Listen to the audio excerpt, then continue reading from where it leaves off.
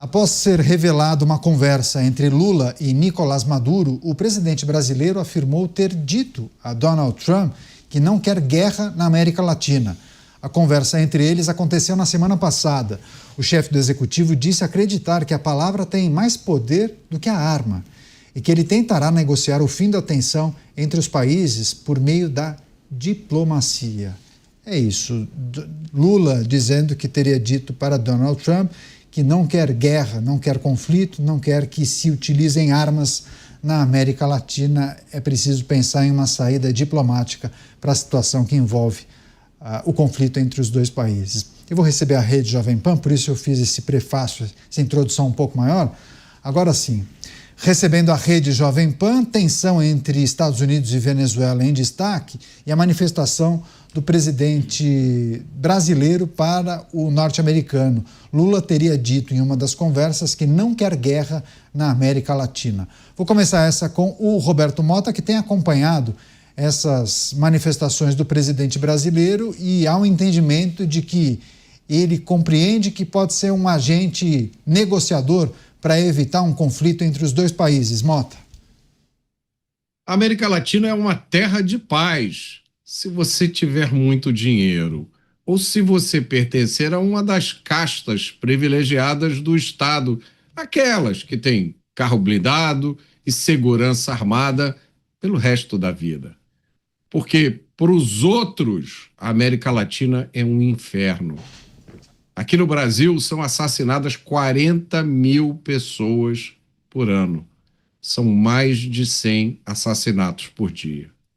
Só durante o primeiro período em que a esquerda esteve no governo federal, entre 2003 e 2018, foram assassinadas no Brasil 875 mil pessoas. Um estudo mostrou que um policial militar na região metropolitana do Rio de Janeiro tem 3 vezes mais chance de morrer do que um soldado americano na Segunda Guerra Mundial e 7 vezes mais chances de morrer do que um soldado americano no Vietnã.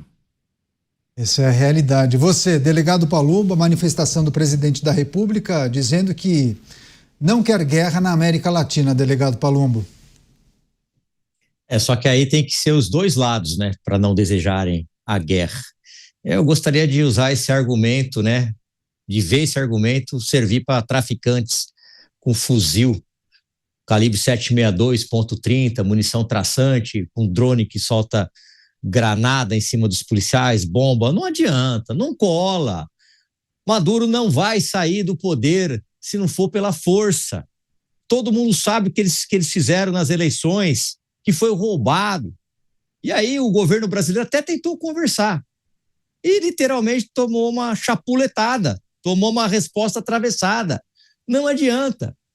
Quando uma pessoa que é do crime, como esse narcoditador, não quer conversar, não adianta você ficar com lorota furada, dizendo, não, vamos abaixar as armas. Abaixar a arma? Seria como se um policial subisse o morro do Rio de Janeiro, ou aqui numa comunidade aqui em São Paulo, falou, vamos conversar? Entregue as suas armas, por favor, eu vou te levar à justiça, é melhor assim para todo mundo.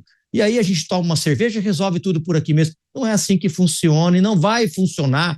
Com esse ditador, não adianta, não vai funcionar. São palavras jogadas ao vento que não vão dar em absolutamente nada. Se afrouxar agora, ele vai continuar no poder por mais 2 anos, 10 anos, 20 anos, até morrer.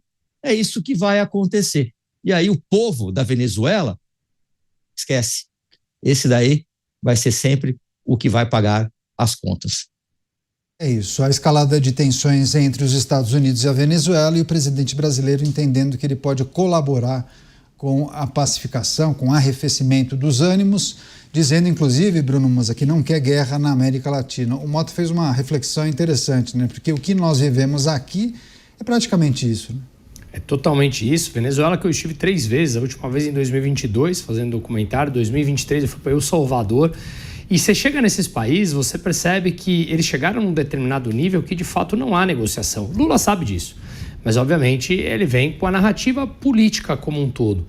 Uma outra frase dele que me chamou a atenção, que dá pra gente fazer link com isso, foi hoje numa apresentação que ele falou o seguinte, O Brasil, para melhorar, basta eleger alguém que preste. Se elegermos alguém que não preste, o Brasil continuará dessa maneira. E ele falou também, na mesma frase, na sequência, que você, para destruir um país, precisa de 1 minuto. E para melhorar o país, você precisa de muito tempo.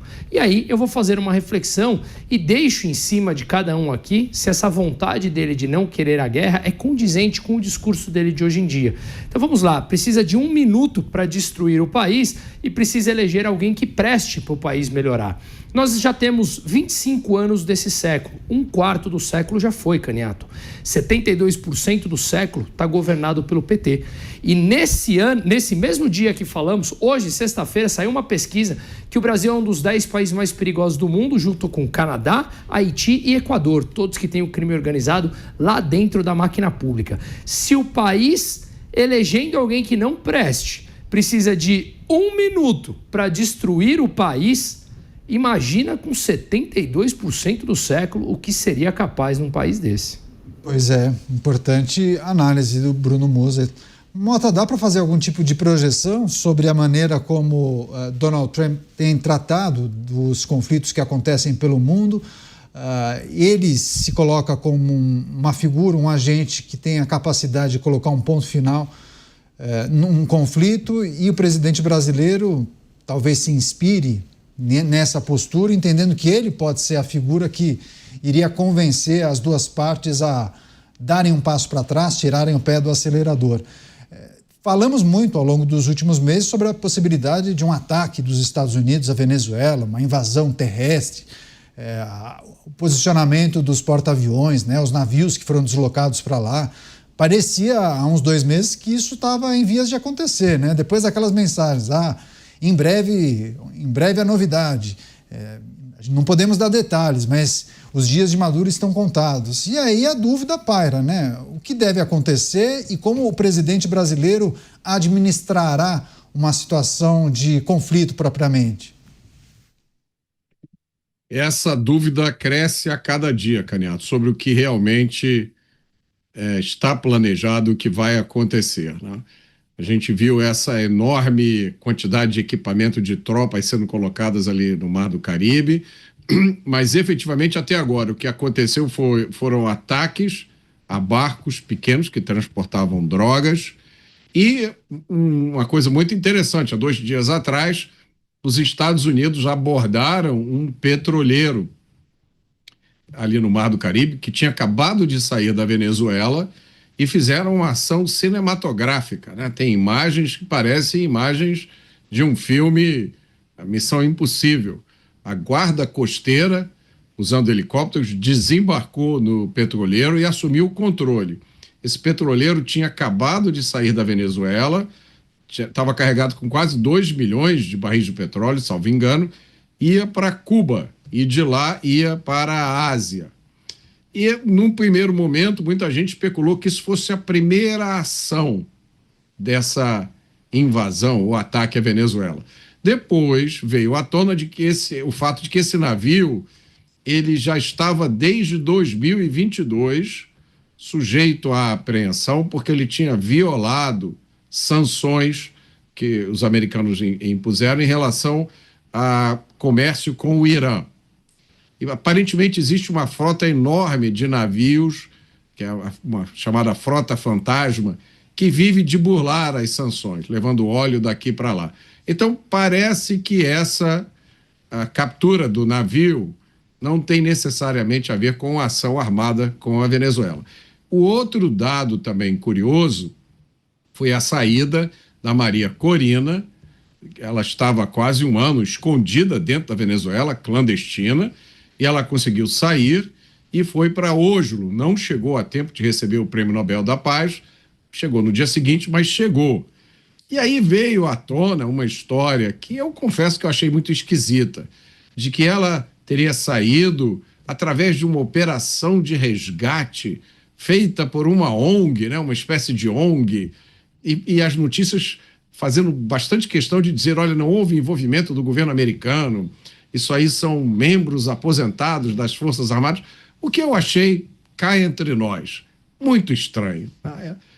Muita gente especulou que Maria Corina teria saído da Venezuela com a autorização do governo venezuelano e que isso teria sido feito, seria parte de um acordo que teria sido feito entre Donald Trump e Maduro. E vamos lembrar que Donald Trump admitiu que ligou para o Maduro e conversou com ele há 2 semanas atrás. E aí teve também aquela ligação do governo brasileiro para Maduro, a visita do pecuarista, muita coisa estranha. São peças de um quebra-cabeça que a gente ainda não sabe que figura vai ser formada no final.